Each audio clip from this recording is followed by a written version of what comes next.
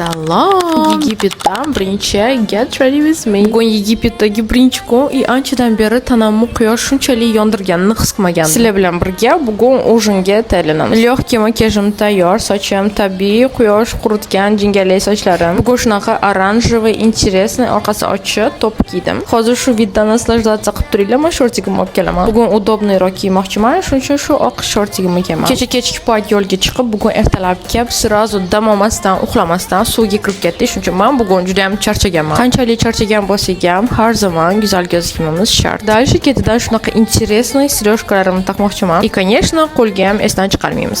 Bu outfitdagi eng kerakli narsa bu shlyapa. Shlyapani taqib tez kiyinib chiqishim kerak, chunki erim meni sabrsizlik bilan kutib turibdi. Girls, outfitga ondan necha beramiz? Обязательно kommentariyaga yozinglar. Follow qilish esingizdan chiqmasin, chunki sizlar bilan har kuni интересный, yozgi, яркий obrazlar qilamiz. That's it. Bye.